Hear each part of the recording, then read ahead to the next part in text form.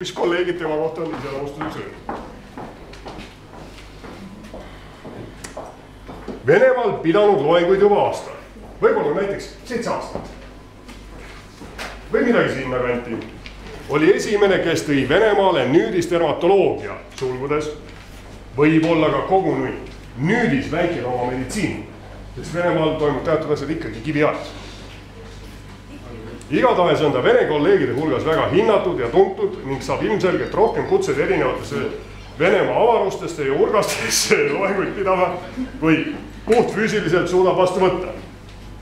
On andnud loenguid ka mujal kui Venemaal ja Eestis. Hetkel suudab meenutada Lätit, Leedut, Ukrainat, Ungarit. Aga ilmselt kusagil ka veel. Patsiente võstab vastu Tiina Toometi loomakliinikus ja pilt. Mingil määral ka ülikoolis. Õpetab ülikoolis noori järeltulevat põlve. Tal on 2 koera, 1 hobune, see on kõige tähtsam märge. Selline tõsine ratsahobune, nagu mulle on märgitud siin. Ja ise ta ka ratsutab. Aga olen aru saanud, et miski teise hobuse. Need on nüüd kolleegi poolt antud sõnad meie laureaadid. Tegelikus põhjus on, miks tema saab aasta loomaarsti tiitli, on väga lihtne. Ta on esimene Eestis pärit loomaarst, kes on saanud Venemaa kõrgeima veterinaarse auhinna, ehk siis kuldse skalpelli.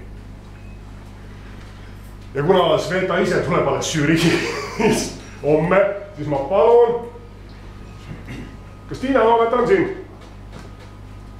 Ei ole, järelikult Merit Williamson tuleb, võtab tema auduse vastu.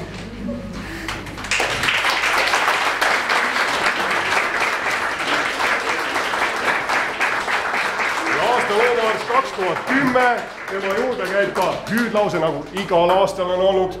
Sinu patsiendi nahas julgeks isegi olla. Ja aasta loomaarst on Svetlana Belova.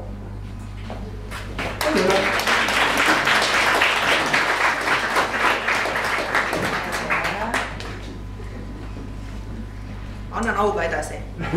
Odarid ära Paar sõna ka, et peasponsori paketti kokkulepituna käib ka siis peasponsori poolt väikene nii-öelda autasu aasta loomaarstile. Selleks on 10 000 krooni Sveta Belovale aktsiaselts Remediumi poolt. Mul on väga hea meel, et Sveta sai selle aasta loomaarsti tiitli. Ja seetõttu just, et siin tuli mängu see, et ta käib teisi õpetamas.